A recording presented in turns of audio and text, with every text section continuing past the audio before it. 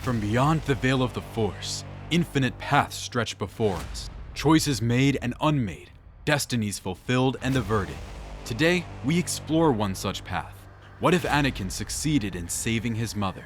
What if his one true attachment was still alive to help him through his Jedi training?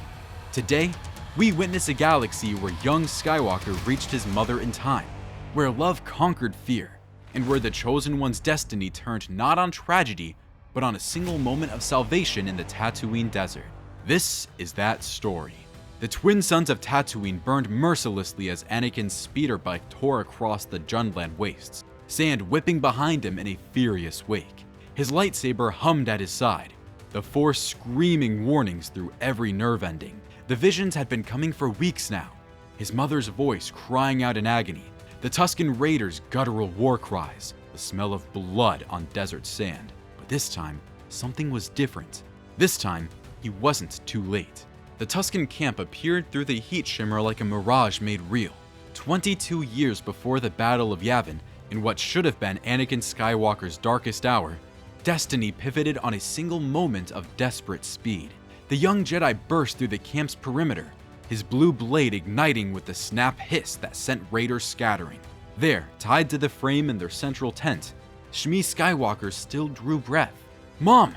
The words tore from Anakin's throat as he cut through her bonds. Her eyes, though glazed with pain, focused on his face. She was alive, beaten, tortured, but alive.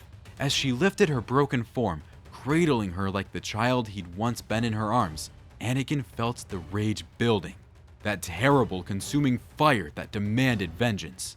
The Raiders were regrouping, their gaffy sticks raised, their masked faces turned toward the intruder who dared violate their sacred ground. But then, Shmi's trembling hand touched his face. "My son," she whispered, her voice barely audible above the desert wind. "My grown-up son, don't let them make you cruel." The words cut through his fury like Obi-Wan's teachings never could. As the Tuskens charged, Anakin didn't massacre them. Instead, he deflected their attacks, using the Force to push them back, to confuse and disorient. He carved a path of escape, not annihilation. When he emerged from that camp with his mother in his arms, he carried more than her wounded body. He carried a future fundamentally altered. The Lars homestead became a sanctuary of healing. Kleeglars, Owen, and Beru tended to Shmi with the devotion of true family. The Moisture Farm's modest medical supplies were supplemented by Padme's connections, bringing back to patches and proper healing equipment from Naboo. For weeks, Anakin remained at his mother's bedside, using every meditation technique Obi-Wan had taught him, not for combat, but for patience. During those long Tatooine nights, mother and son talked as they never could when he was 9. Shmi spoke of her years in slavery, of the strength she'd found not in anger, but in hope. She told him about watching him leave with Qui-Gon, knowing it was right, but feeling her heart tear in two. And Anakin, in turn, confessed his struggles, the Jedi Council's distrust, his frustration with their rules, his secret marriage to Padme. "The Jedi fear attachment," Shmi said one evening, as the binary sunset painted the desert in shades of amber and gold. "But attachment isn't the same as love, Annie. Attachment is possession, control. Love is letting go when you must, holding on when you should, and knowing the difference." These words would echo through the years to come. When the Clone Wars erupted across the galaxy, Anakin Skywalker fought with a different spirit. In the canon timeline, he would have been haunted by his mother's death, driven by guilt and rage. But in this altered reality, he carried her wisdom like armor. During the Battle of Geonosis, when Count Dooku severed his arm, Anakin didn't give in to hatred. He remembered Shmi's words about not letting them make him cruel. Obi-Wan noticed the change immediately. His former Padawan still struggled with patience, still pushed boundaries, but there was a center to him now, a foundation that hadn't existed before. "You've grown, Anakin," Obi-Wan said after a particularly brutal campaign in the Outer Rim. The Council has noticed. Indeed they had. Master Yoda and his meditation chambers sensed the shift in the Force itself. The dark side still swirled around young Skywalker, but it could not find purchase as it once might have. The Chosen One was choosing differently. But Darth Sidious was no fool. The puppet master of the Republic sensed his carefully laid plans beginning to fray. In his office in the Senate building, he studied Anakin with those calculating eyes, probing for weaknesses.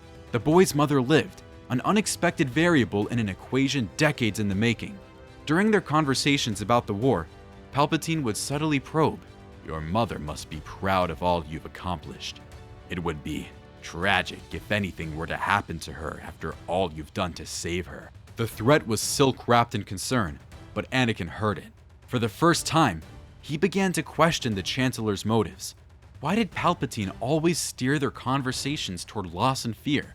Why did he seem to relish tales of Jedi failures? Shmi had taught him to recognize manipulation.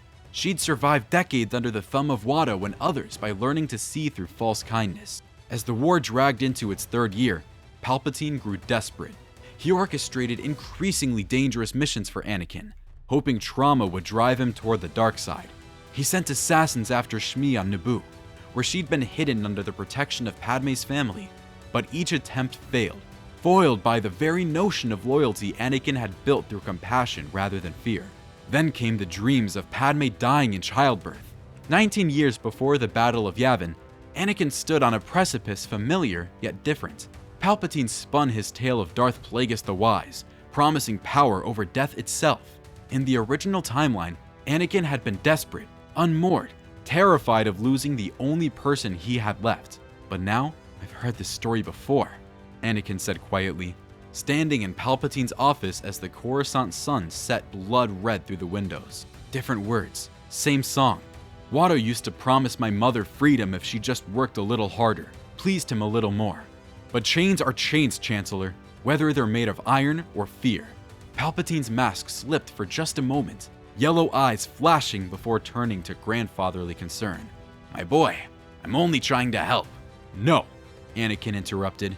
"You're trying to own me, but I already belong to something greater.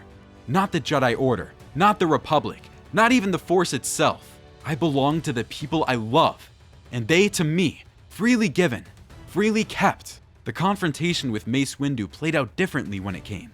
Anakin arrived to find the Jedi Master locked in combat with a figure whose face kept shifting between kindly Palpatine and grotesque Sidious.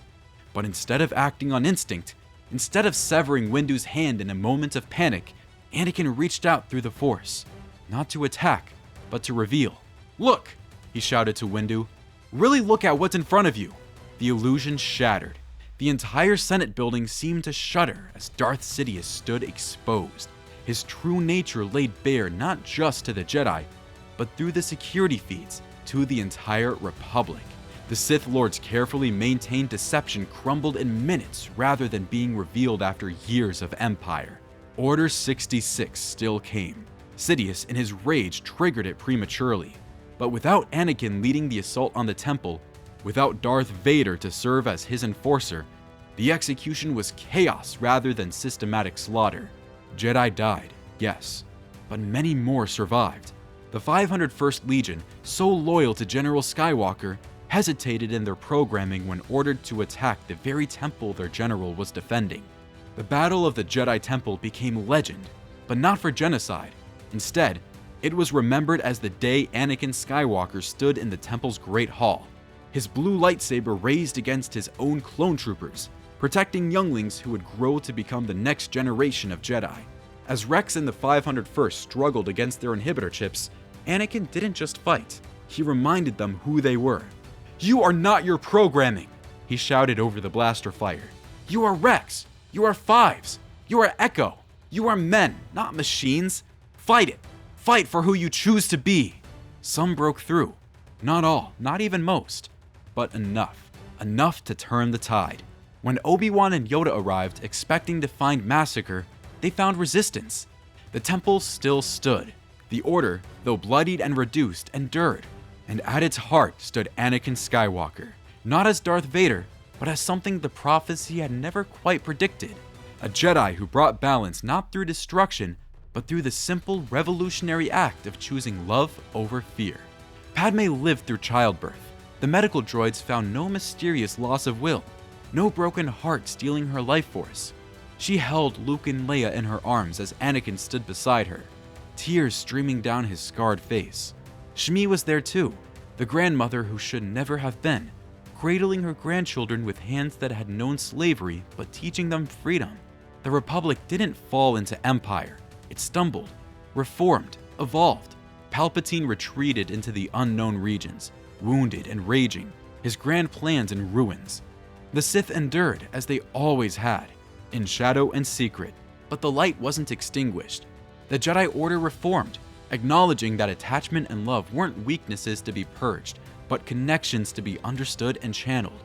Years later, as Luke and Leia trained in the temple, not hidden on desert worlds or adopted by royalty, but raised in the light, Anakin would tell them the story.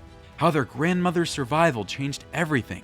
How a mother's love proved stronger than a Sith Lord's manipulation. How the Chosen One brought balance not by falling to darkness and returning to light, but by finding the strength to stand in that gray dawn between them, feet planted firmly on the ground of compassion. Shmi Skywalker lived to see her grandchildren become Jedi. She lived to see the slave boy from Tatooine become not a Dark Lord, but a teacher, a father, and a force for genuine peace. On her deathbed, decades after she would have died in that Tusken camp, she took Anakin's hand one last time. "I'm so proud of you, Annie," she whispered. "You kept your promise. You came back to free me. Not just from chains, but from fear. You freed us all." The galaxy spun on, different yet familiar. The Empire never rose in its terrible glory, but neither did the New Republic emerge from its ashes. Instead, something else grew. Imperfect, struggling, but alive with possibility. The Skywalker name became synonymous not with tragedy and redemption, but with the radical idea that love, real love, unconditional and freely given, could defeat any darkness.